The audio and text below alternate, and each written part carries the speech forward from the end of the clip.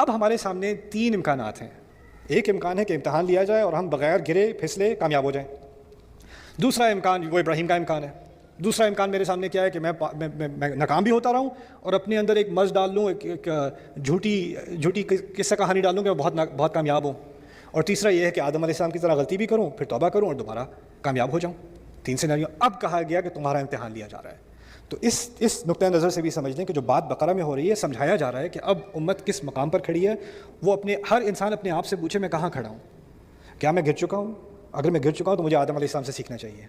اگر میں کئی سالوں سے گرا ہوا ہوں اور اپنے اندر میں نے اپنے آپ کو ایک جھوٹ بتایا ہوا ہے کہ میں سب سے بہترین ہوں, سب کے اندر خرابی ہے, میرے اندر تھوڑی ہے, باقی سب میں خرابی ہے. کچھ مسلمانوں میں کیا مرض ہوتا ہے, وہ دیکھتے رہتے ہیں کس میں کوتاہی ڈھونڈوں, آئینے کے علاوہ ہر جگہ, اور ہر جگہ اس میں یہ خرابی ہے, اس کو نماز پڑھنی نہیں آتی, اس کی تجوید خراب ہے, اس کا یہ, اس کا لباس, اس کا وہ, اس کا یہ, اس کا علم, لسٹ بنائی ہوئی ہے آپ نے ہر ایک کی, کس میں کیا خرابی ہے. بس ایک ہی بچے ہوئے ہیں آپ ماشاءاللہ سے. اگر کاش کے سارے لوگ آپ کی طرح ہو جاتے تو سارے جنتی ہوتے.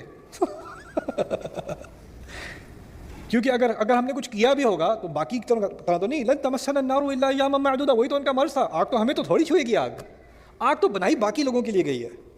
اس لیے تو میں سب باقیوں کو بچانے کے چکر میں تو بچاؤ, میرے پاس تو ٹکٹ ہے یار, باقیوں کے پاس نہیں ہے.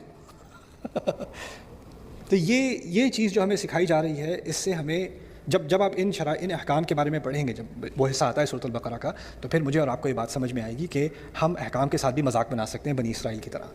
ہم اس میں کوتاہی بھی کر سکتے ہیں آدم علیہ السلام کی طرح, ایسا بھی ہو سکتا ہے. اور ہمیں کوشش یہ کرنی چاہیے کہ ہم اس طرح سے کامیاب ہوں جس طرح کہ ابراہیم علیہ السلام کامیاب ہوئے تھے.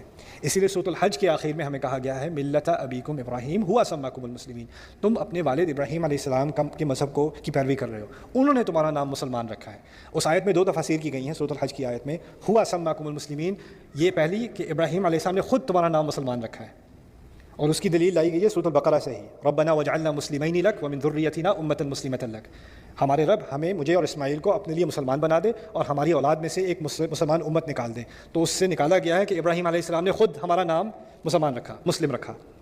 دوسری ہوا کا جو رجوع ہے وہ اللہ تعالیٰ کی طرف ہے کہ اللہ تعالیٰ نے خود تمہارا نام مسلمان رکھا ہے, تمہیں مسلم اللہ تعالیٰ نے خود تمہیں یہ اعزاز دیا ہے. آخری بات جو میں آپ سے بتا دوں, آپ کے سامنے رکھ دوں کہ بنی اسرائیل اور ہمارا آپس میں تعلق کیا ہے. ہمارا بنی اسرائیل سے بہت گہرا تعلق ہے. کوئی بھی اگر قرآن سنجیدگی سے پڑھ رہا ہو نا شروع سے آخر تک, تو اس کو اس بات کا احساس ہوگا کہ قرآن میں بنی اسرائیل اور بنی اسرائیل کے انبیاء کا ذکر سب سے زیادہ ہے. اکثر بات انہی کے بارے میں ہو رہی ہے. سب سے زیادہ ذکر کیا ہوا رسول موسیٰ علیہ السلام, بنی اسرائیل. تورات موشے اسے وہ کہتے ہیں, موسیٰ کی تورات. ہم کہتے ہیں کتاب اللہ, وہ کہتے ہیں تورات موشے, ان کے ہاں یہ مصطلح استعمال ہوتی ہے. اس کے بعد بنی اسرائیل میں